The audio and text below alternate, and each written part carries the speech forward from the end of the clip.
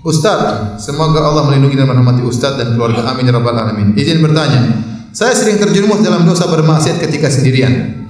Saya tahu dosa tersebut dapat menggugurkan amal ibadah saya, bahkan menghambat terkabulnya doa. Saya bertobat terjerumus lagi, bertobat terjerumus lagi. Saya pun tahu bahwa kita tidak boleh putus asa dalam mencari rahmat Allah.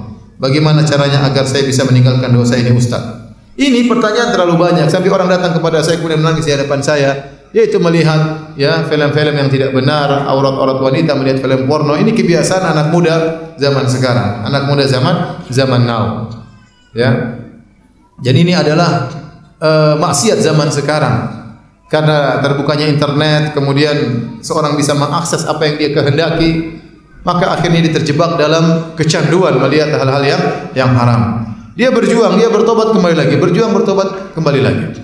Dan hendaknya dia selalu berjuang sampai dia meninggalkan dosa tersebut. Tapi di antara hal yang bantu dia untuk meninggalkan hal ini, maka saya ingatkan bahwasanya dengan dia setiap hari seperti itu atau dalam waktu dia melakukan demikian, maka dia hanya menghabis-habiskan waktunya. Bayangkan seorang kalau setiap hari kecanduan menonton film porno, dia nonton setengah jam, 1 jam, ya. Bayangkan kalau sudah sebulan 30 jam. Bayangkan kalau sudah bertahun-tahun berapa ratus jam yang dia buang-buang untuk maksiat dan semua akan dia dapati pada hari kiamat kelak. Sampai ada beberapa orang yang kemudian terjebak dalam maksiat ini berbelasan tahun. Sampai di antara mereka ada yang sudah menikah masih terus terbawa kecanduan tersebut. Bayangkan kalau dia meninggal dalam kondisi membawa maksiat yang begitu banyak yang dia kumpul bertahun-tahun, bahkan puluhan tahun. Apa nasibnya di hari kiamat kelak? Maka dia ingat hal tersebut, jangan dia buang-buang waktunya untuk hal yang bermaksiat yang buruk seperti ini. Kemudian subhanallah, imannya bagaimana tidak turun? Semua sampah, kotoran, keburukan, kehinaan dia lihat dalam film-film seperti itu. Dulu ada seorang yang soleh namanya Jurej. Dia pernah dipanggil oleh ibunya, kemudian akhirnya dia tidak jawab karena dia sedang sholat. Maka ibunya marah, kemudian ibunya berdoa, Allahumma la tumithu hatta turiyahu wujuhal mumisat. Ibunya berdoa, ya Allah, jangan kau matikan anakku Jurej sampai kau buat dia melihat wajah pezina. Dan doa ibunya dikabulkan. Akhirnya dia dituduh berzina sampai wanita tersebut mengaku berzina dengan dia, bahkan punya anak sampai dia melihat wajah pezina tersebut. Dan ini menunjukkan melihat wajah pezina itu kehinaan. Itu kehinaan. Nah, orang nonton seperti itu dia lihat pezina lelaki, pezina wanita, dia nikmati wajah-wajah seperti itu, dan ini adalah hal yang sangat menghabiskan imannya, sangat menghinakan dirinya. Makanya dia bertobat kepada Allah Subhanahu wa taala. Ya. Kemudian perkara kedua, bayangkan kalau dia sedang bermaksiat tahu-tahu dia meninggal dunia. Sekarang Allah tutup aibnya, mungkin berapa tahun lagi Allah akan bongkar aibnya. Betapa banyak orang sekarang yang sedang menutup aibnya puluhan tahun yang lalu dibongkar oleh orang-orang yang jahat sekarang. Kalau dia tidak segera bertobat, bisa jadi suatu saat Allah akan bongkar aibnya. Ini itu perkara yang sangat menghinakan apa? Dirinya. Masih mending Allah bongkar aibnya, Allah buat dia meninggal dalam kondisi demikian. Dia sedang asik-asik melihat yang haram, tahu-tahu Allah cabut nyawanya. Maka saya ingatkan, ya hadirin hadirat rahmatillah subhanahu wa ta'ala, seorang kecanduan dengan hal ini, maka dia harus lawan. Ini namanya kecanduan. Dan kecanduan, menurut penelitian kecanduan, melihat hal-hal seperti ini lebih parah daripada kecanduan narkotik, lebih parah daripada kecanduan rokok, lebih parah daripada kecanduan khamar. Ya. Karena dia terus berfantasi ingin melihat yang bermacam-macam, tidak ada hentinya. Adapun khamar, objeknya cuma satu, itu aja. Adapun morfin, objeknya cuma satu, itu saja. Tetapi film porno objeknya banyak, judulnya banyak, pemainnya banyak. Ya, sehingga dia selalu berfantasi ingin melihat yang baru, sehingga otaknya rusak. Otaknya rusak, kecanduannya lebih parah daripada kecanduan yang lainnya. Maka untuk menghilangkan kecanduan ini, dia bertobat kepada Allah, menangis di hadapan Allah. Menangis, salat malam. Kemudian dia harus melawan dirinya, melawan nafsunya. Ya, kalau dia bisa meninggalkan, insya Allah 2 bulan, 3 bulan, dia akan bisa meninggalkan selamanya dengan izin Allah Subhanahu wa taala. Tapi dia harus setiap ada syahwatnya ingin nonton, segera pergi, cari kawan, cari kesibukan, pergi ke masjid, nangis dan yang lainnya. Pokoknya setiap kesibukan kemudian dia pergi sampai kalau sudah sebulan, 2 bulan, 3 bulan dia bisa meninggalkan, maka niscaya kecanduan tersebut akan hilang. Kalau kecanduannya sudah hilang, maka jangan sekali-sekali coba-coba dia melihat lagi. Sedikit saja sesuatu maksiat dia lihat akan memunculkan nostalgia yang telah lalu, maka dia akan kembali lagi seperti sedia kala. Kalau Allah sudah hilangkan kecanduan tersebut, jangan coba-coba lagi. Dan yang terakhir, kalau dia belum nikah, segera nikah. Ya. Kalau tidak nikah, repot di zaman sekarang ini. Ya, makanya saya bilang tadi, kasihan orang-orang jomblo. Kalau ente punya uang zakat, kasih zakat sama dia, biar dia bisa apa? Nikah. Benar, boleh kasih zakat sama. Kasihan dia menderita. Pemuda zaman dahulu tidak seperti pemuda zaman sekarang. Sekarang maksiat di mana-mana. HP isinya kerusakan. Ya. Maka kalau kita bisa bantu segera dia menikah, maka segera menikah. Ya. Obat yang paling utama untuk menghilangkan penyakit seperti ini adalah apa? Menikah. Ustaz, jika kita melakukan amalan dosa yang menghapuskan amalan kebaikan kita yang telah lalu, kemudian kita bertobat, apakah pahala kita yang telah lalu dihapuskan akan kembali lagi? Mudah-mudahan. Ya, mudah-mudahan dikembalikan lagi oleh Allah Subhanahu wa taala.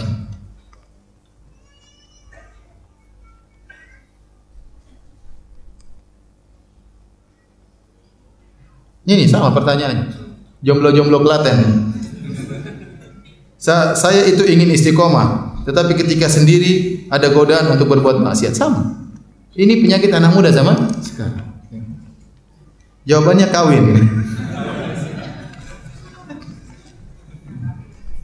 Dan saya ingatkan pada orang tua, jangan halangi anak Anda segera kawin. Jangan buat dia terjebak dalam lautan kemaksiatan. Jangan buat dia tiap hari merusak pandangannya hal yang haram. Bantu dia untuk menikah. Saya punya kawan dari Saudi. Dia tanya, "Ya akhi, Syekh, ente anaknya berapa?" "Anak saya 10. "Oh, Masya Allah, Syekh.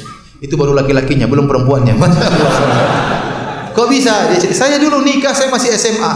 Saya nikah, kemudian kakak saya pun demikian, adik saya pun demikian. Jadi orang tua kita nikahkan kita, kemudian tinggal di rumah kita. Sampai saya punya anak 2 atau 3 baru pindah rumah. Dididik oleh orang tua kita, kalau ada masalah dibimbing oleh orang tua saya, demikian. Alhamdulillah dia menjadi orang berhasil, bahkan menjadi istilahnya politikus top di Arab Saudi. Ya. Pernah saya tidak bisa cerita orangnya. Intinya orang tuanya membantunya untuk apa? Menikah. Maka kalau anak kita terlihat gejolak macam-macam, mulai gelisah dan ini, segera nikahkan. Segera nikahkan, kita arahkan, kita carikan istri buat dia, carikan suami buat dia, kita nikahkan. Kita bimbing dia. Ya.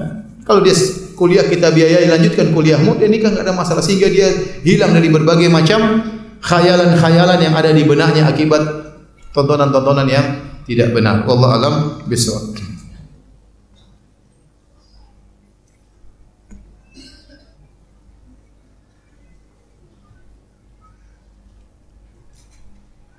Bagaimana agar kita bisa beristiqomah dengan baik dan benar? Karena iman sering naik turun dan banyak turunnya.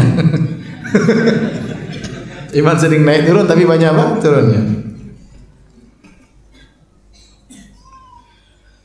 Kata ulama, min fiqhil mar'i, di antara kecerdasan seorang, dia tahu kapan imannya turun, kapan imannya naik. Kalau dia tahu dia begini imannya turun, maka jangan dia lakukan. Contoh, dia tahu kalau dia ngobrol sama si fulan bakalan imannya turun. Kenapa? Si fulan tukang gibah. Ya jangan ngobrol sama dia. Dia tahu kalau dia lihat Facebook imannya turun, ya jangan buka Facebook. Kalau dia nekat ya berarti dia sengaja.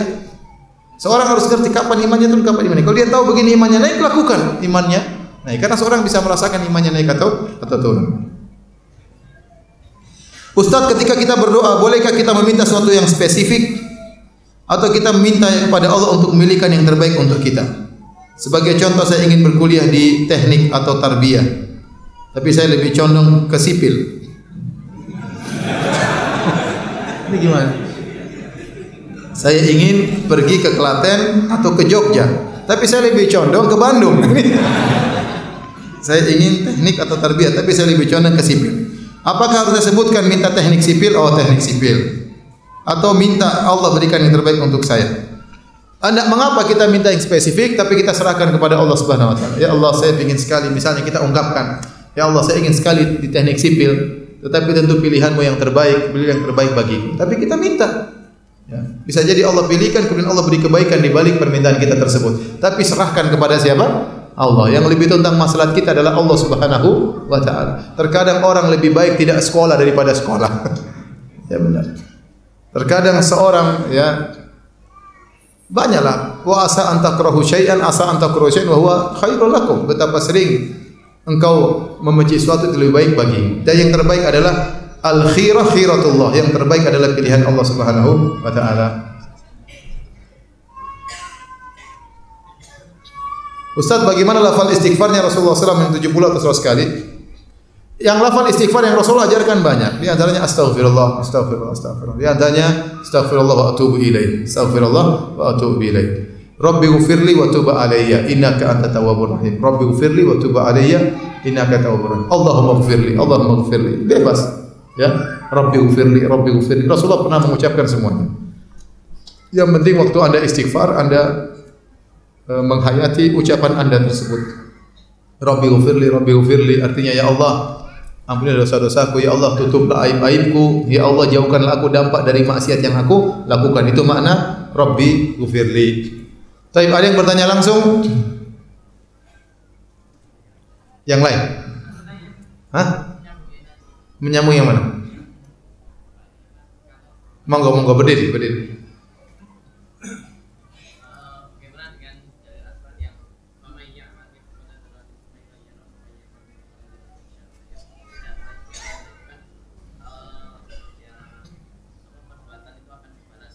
Perbuatan itu akan dibalas kalau dia tidak bertobat. Kalau dia bertobat, tidak dibalas. Paham?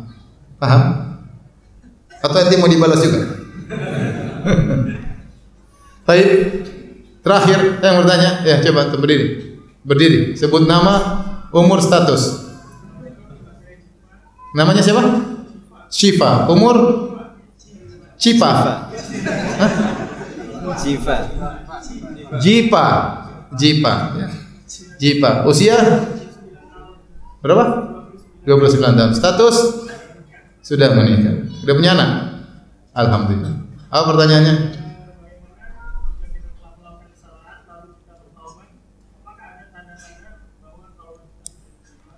Ini pembahasan panjang lebar oleh para ulama.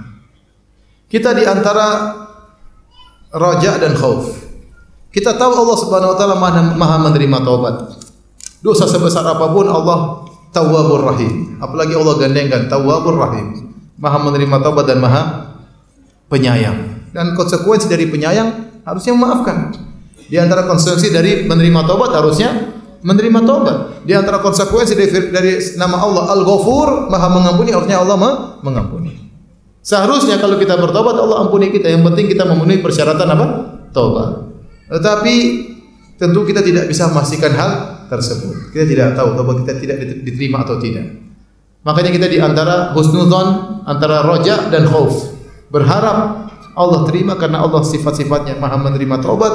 Tetap saja tapi ada kekhawatiran jangan-jangan tidak diterima.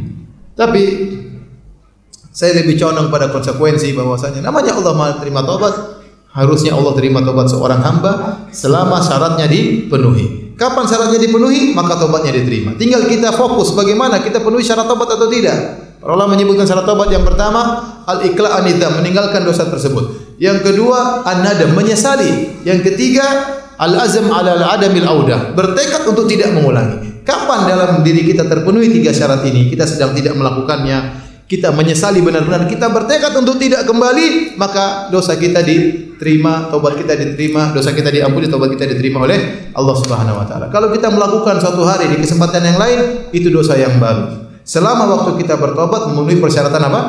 Taubat. Hukum asalnya Allah terima taubat kita. Hukum asalnya Allah terima taubat kita. Demikian saja yang bisa saya sampaikan pada kesempatan kali ini. Saya pernah memberi suatu barang kepada orang, tapi justru yang tersebar malah barang itu diberi dari orang lain, bukan saya. Terus saya ungkapkan yang sebenarnya kalau itu barang dari saya.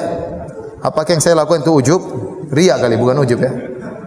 Jadi kita kasih sedekah sama orang, yang sampai tersebar di orang-orang bahwasanya yang kasih sedekah bukan kita, tapi teman kita yang mungkin yang nganterin. Saya jadi gelisah, gatal pengen kasih tahu. Itu yang kasih itu saya, bukan dia gitu. Apakah ini riya? Lihat, Imam Syafi'i pernah berkata, lawaditu annan nas, saya berharap manusia mengambil ilmu dariku dan tidak usah dinisbahkan ilmu tersebut kepadaku. Imam Syafi'i ingin orang-orang mengambil manfaat dari ilmunya meskipun tidak usah dikatakan ini ilmunya Syafi'i. Kenapa? Agar dia tidak ujub dan agar dia tidak apa? Tidak riya. Kalau ternyata Anda bersedekah dan ternyata tidak diketahui Anda yang bersedekah, disangka oleh orang lain, ya sudah, bersyukur, berarti Allah ingin pahala Anda semakin besar. Kecuali Anda memberitahukan kepada dia secara khusus karena ada maslahat yang lain. Karena di antaranya kalau Anda beri sedekah, kata Nabi, tahadu tahabu. Kadang kita kasih sedekah itu sama kita, sedekah atau bukan sedekah apa, hadiah, agar dia semakin cinta kepada kita. Itu tidak mengapa. Kalau ada tujuannya agar dia tidak suudzon kepada kita, agar dia menjadi sayang kepada kita, tidak apa-apa kita sebutkan. Sebenarnya yang kemarin itu bukan dari dia, itu dari saya. Tapi tidak usah Anda tulis di status. Sebenarnya yang saya kasih itu dari saya, bukan dari dia. Tulis status Facebook ngapain? Cukup dia saja yang tahu. Tapi kalau tidak ada masalah tertentu, lebih baik orang lain enggak usah tahu. Biarin aja orang menyangka dari orang lain. Hanya Allah yang tahu. Kata Nabi SAW, "Man istata'a minkum an yakuna lahu khabi'un min amalin shalih falyaf'al." Barang siapa yang mampu untuk memiliki amal saleh yang tersembunyi, maka lakukanlah. Ustaz, apakah amal yang pernah dilakukan karena ujub dan riya membuat pahala kita gugur dan setelah itu kita bertobat, apakah amal baik yang gugur itu bisa kembali? Jadi dulu dia menyumbang masjid 1 miliar, dia riya. Terus ikut pengajian, oh dulu saya riya, gimana 1 miliar saya bertobat kepada Allah, apakah sekarang amal saya diterima? Ini ada khilaf di kalangan para ulama. Ibnu Al-Qayyim rahimahullah taala mengatakan tidak ada yang kembali karena asalnya amalnya tidak diterima, apa yang mau kembali? Paham?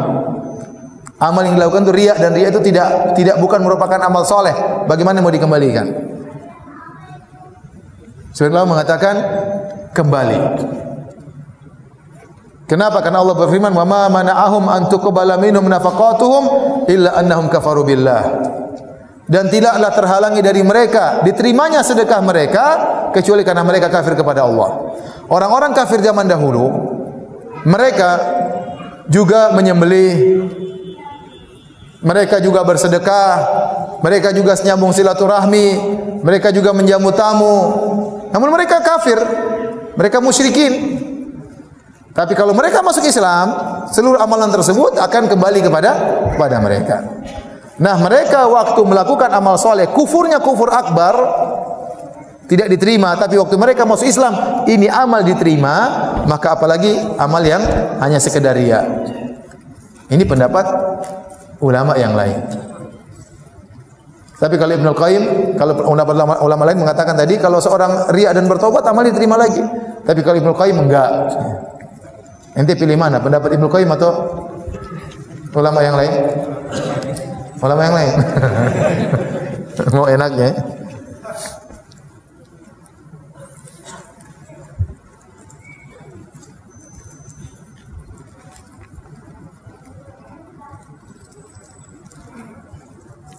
Ustaz, saya seorang pendakwah di sosmed, khususnya Instagram. Metode dakwah saya yakni mengikuti kajian sunnah lalu memfoto pemateri kajian tersebut, lalu diselingi dengan inti kesimpulan kajian. Kemudian saya upload di Instagram story agar teman-teman saya yang tidak kajian bisa dapat ilmu juga. Saya khawatir dan gundah, apakah metode dakwah saya ini benar? Apakah dakwah ini diterima? Karena masih ada sedikit-sedikit unsur riya. Dia ngaku sendiri.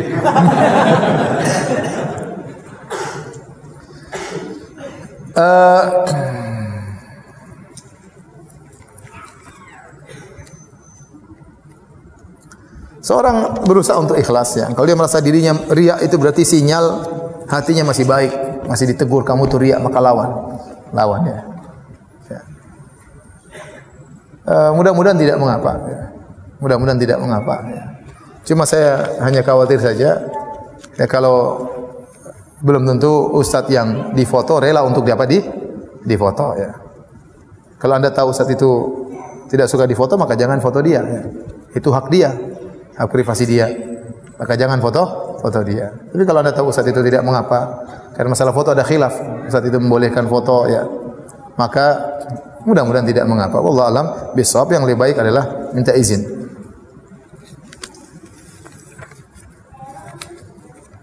Ustaz, bagaimana dengan menggunakan gelar haji dan haja yang marak di Indonesia? Apakah kita masuk riya atau ujub? Kita tidak perlu masang gelar kita haji, ya. Tidak perlu kita masang gelar kita haja, ya. Tapi kalau orang panggilan apa-apa. Ya. Yang penting niat kita bukan untuk apa? Untuk riya. Jangan kalau orang tidak panggil haji kemudian kita marah-marah ya. Kepada yang terhormat Firanda Andirja, lupa pasang Kiai Haji. Ini tidak hormat sama saya. Saya sudah haji berulang-ulang. Hahaha Firanda. Kenapa dia tidak sebut huruf H-nya di situ? Tidak menghargai saya. Kalau itu riya seperti itu. Itu riya. Tapi kalau orang panggil enggak ada masalah. Ya, hakikat dia sudah haji ya, enggak ada masalah. Ya. Sama seperti ustaz sama. Orang panggil saya ustaz ya. Dia panggil ustaz juga enggak apa-apa. Ya. Padahal zaman dulu enggak ada Ustaz Abu Bakar, Ustaz Muhammad sallallahu alaihi wasallam, enggak ada. Ustaz Umar ya. Enggak ada. Tapi itu tradisi masyarakat untuk penghormatan. Orang panggil ustaz juga enggak ada masalah. Ya. Yang penting niatnya bukan untuk riya.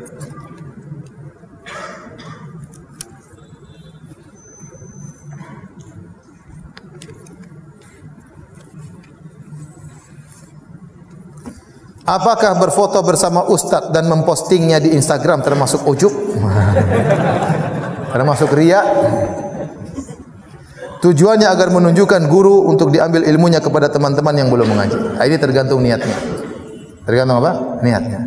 Ada orang di biografinya dia tulis, saya ini murid Syekh Fulan, Syekh Fulan, Syekh Fulan, Syekh Fulan, Syekh Fulan, Syekh Fulan, Syekh Fulan, Syekh Fulan, Syekh Fulan. Ternyata numpang tenar. Ini riya seperti ini. Syekh Fulan muridnya Syekh Fulan, muridnya Syekh Fulan, murid terdekat Syekh Fulan, murid terbaik Syekh Fulan. Ternyata riya niatnya. Buat apa tulis seperti itu? Bikin-bikin malu Syekh aja. Kalau ternyata ente bahlul, kasihan Syekhnya. Murid terbaik Fulan ternyata bahlul, repot. Tapi kalau niatnya sekedar, sebaiknya enggak usah, sebaiknya enggak usah. Nah, Anda juga demikian. Ada orang riya dengan, oh saya dekat dengan Ustaz Fulan, saya dekat dengan Ustaz Fulan. Terus kalau ente sudah dekat, terus ente soleh gitu maksudnya. Saya temannya Ustaz Fulan. Ente temannya benar ya, teman di Facebook ya, teman di Facebook. Jadi Allah innamal a'malu binniyat. Ente pasang foto maksudnya apa? Kalau maksudnya untuk menunjukkan saya ini dekat dengan ustaz, itu hati-hati. Jadi kalau ente gembira, alhamdulillah saya ketemu dengan ustaz, ente secara kegembiraan, motivasi yang lain, mudah-mudahan tidak apa-apa ya. Mudah-mudahan tidak apa-apa. Kita ini saya bilang, saya sering sampaikan, kita ini punya hati yang insya Allah masih bisa, sinyalnya masih nyala. Kalau kita riya pasti hati kita kasih tahu, ente sedang riya. Ente kalau mau upload pikir dulu, ini saya upload ngapain sih ya? Maksudnya apa saya upload ini? Pikir dulu, jangan asal upload saja ya. Saya sudah foto sama ustaz nih. Saya upload, ngapain saya upload ya? Apa tujuan saya? Supaya dapat akhwat atau gimana? Renungkan. Kalau ente niatnya ikhlas untuk motivasi orang, upload. Kalau ternyata niatnya di balik itu ada udang di balik batu supaya diakui, dikatakan dengan dekat dengan ustaz, supaya inilah, lebih baik tidak usah. Lebih baik tidak usah.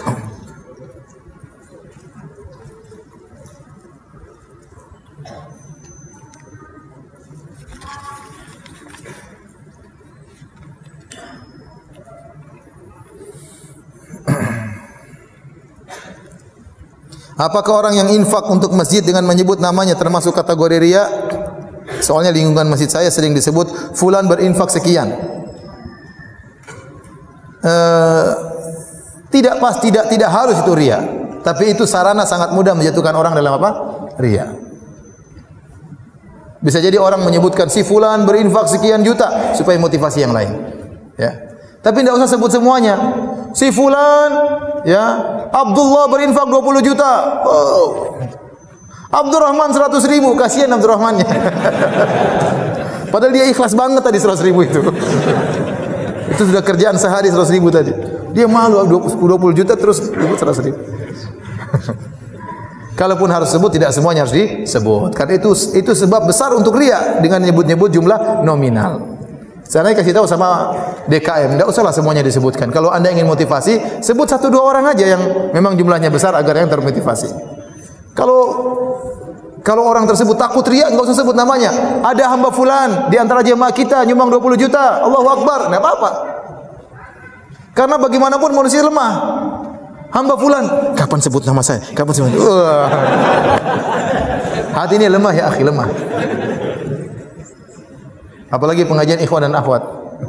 Sebut namanya, akhwat siapa itu? Siapa itu?